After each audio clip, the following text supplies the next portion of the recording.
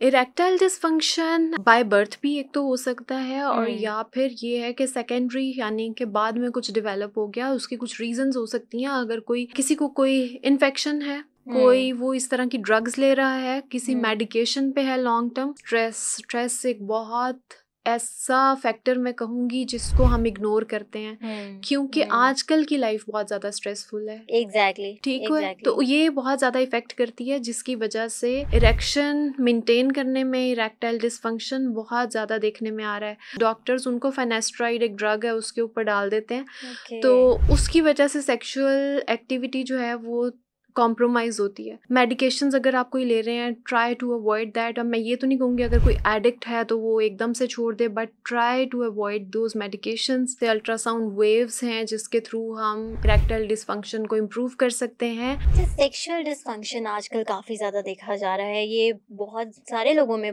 Problem है। तो ये क्यों होती है, इसकी क्या रीजंस होती हैं और इसका क्या इलाज मुमकिन है या नहीं? इरेक्टाइल डिसफंक्शन बाय बर्थ भी एक तो हो सकता है और या फिर ये है कि सेकेंडरी यानी कि बाद में कुछ डेवलप हो गया, उसकी कुछ रीजंस हो सकती हैं। अगर कोई किसी को कोई इन्फेक्शन है, कोई वो इस तरह की ड्रग्स ले रहा है, किसी मेडिकेशन पे है लॉन्ग टर्म, या कोई क्रॉनिक मेडिकल इलनेस है जिसकी वजह से वो नहीं कर पा रहा, या फिर उसके अपना स्ट्रेस एक बहुत ऐसा फैक्टर मैं कहूँगी जिसको हम इग्नोर करते हैं क्योंकि आजकल की लाइफ बहुत ज़्यादा स्ट्रेसफुल है। एग्जैक्टली ठीक है, तो ये बहुत ज़्यादा इफेक्ट करती है जिसकी वजह से इरेक्शन मेंटेन करने में इरेक्टाइल डिसफंक्शन बहुत ज़्यादा देखने में आ रहा है। और लेकिन ऐसा नहीं है कि उसका कोई ट्रीटमेंट नहीं है। अगर आपको वो बाद में डेवलप हुआ है, लाइक मैं एक एग्जांपल देती हूँ कि मेडिकेशंस जिसको हम बॉदर नहीं करते, एंजियोलिटिक पिल्स, स्लीपिंग पिल्स, कुछ लड़के ये ले रहे हैं स्ट्रेस से दूर होने के लिए, तो वो इफेक्ट करते हैं आपकी परफॉर्मेंस को। इरेक्शन वो मेंटेन नहीं कर पाते ड्यूरिंग सेक्सुअल एक्टिविटी और वो अपने पार्टनर को उस तरह से फुली पार्टिसिपेट नहीं कर पाते उसके साथ। तो ऐसे पेशेंट्स भी आते हैं। फिर जब मैं हिस्ट्री ले रही होती हूँ तो पता चलता है कि ये किसी स्लीपिंग पिल्स पे हैं या एंजियोलिटिक ड्रग्स पे हैं और जो कि इसकी एक्टिविटी को कर रहे हैं इफ़ेक्ट। इसके अलावा जैसे हिस्ट्री ली मैंने एक मेल की, उन्होंने मेरे से कंसल्टेशन ली, तो उसके बाद देखते ही देखते क्योंकि हेयर ट्रांसप्लांट बहुत ज़्यादा हो गया तो उसके बाद कुछ डॉक्टर्स उनको फेनेस्ट्राइड एक ड्रग है उसके ऊपर डाल देते हैं तो उसकी वजह से सेक्सुअल एक्टिविटी जो है वो कॉम्प्रोमाइज़ होती है। तो जब मैंने हिस्ट्री ली कि अगर आप ये फील कर रहे हैं लाइक लास्ट 3-4 मंथ्स से आपकी सेक्सुअल एक्टिविटी जो है वो कॉम्प्रोमाइज़ हो रही है, तो आप कोई ऐसा फैक्टर या आपके जहन में, तो कहते हैं कोई फैक्टर नहीं है, मैं कहती हूँ अच्छा कोई ट्रीटमेंट हुआ हो, कोई medication, yes we are taking finasteride. तो फिर मैंने उनको बताया कि ये इसका साइड इफ़ेक्ट है, तो please go back to your doctor and ask him some alternative to finasteride for your hair growth after hair transplant, ताकि आपके जो है ये एक्टिविटी जो है ये उसकी वजह से कॉम्प्रोमाइज्ड है। और उसके बाद फिर उन्होंने मुझे फीडबैक भी दिया कुछ पेशेंट्स ने कि they are doing well now. All right. तो अच्छा, अपनी सेक्सुअल परफॉर्मेंस को बेहतर किस तरह बनाया जा सकता है, क्योंकि कुछ लोग पिल्स का भी इस्तेमाल काफ़ी ज़्यादा करते हैं, तो वो भी उनको मदद देती हैं उनकी सेक्सुअल परफॉर्मेंस को बेहतर बनाने में। तो क्या मज़ीद भी कोई नए ट्रीटमेंट्स या कोई नए ट्रेंड्स आए हैं जिससे हम सेक्सुअल परफॉर्मेंस को इम्प्रूव कर सकते हैं?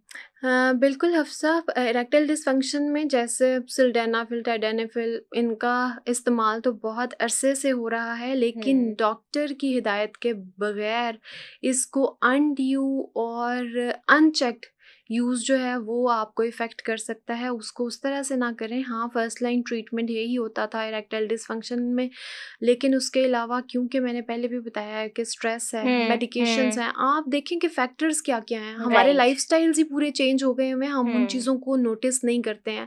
हम रात के आखिरी लम्हे में भी बेड पे जाते जाते आंखें बंद करने से पहले भी फ़ोन की स्क्रीन आगे होती है। It's giving you stress basically. आप अपने ब्रेन को शट डाउन नहीं करते हैं, आप रिलैक्स नहीं हो पाते हैं। तो जो आपका स्लीप टाइम है ना, कम से कम उससे आधा घंटा पहले अपना फ़ोन छोड़ दें, बिल्कुल स्ट्रेस फ्री होके अपनी स्लीप पूरी करें। मेडिकेशंस अगर आप कोई ले रहे हैं, ट्राई टू अवॉइड दैट। अब मैं ये तो नहीं कहूँगी अगर कोई एडिक्ट है तो वो एकदम से छोड़ दे, but try to avoid those medications, ठीक है। इसके अलावा स्मोकिंग है उसको कंट्रोल करें, आपका अपना हेल्दी फूड खाएं, घर का पका खाना खाएं, जंक फूड अवॉइड करें।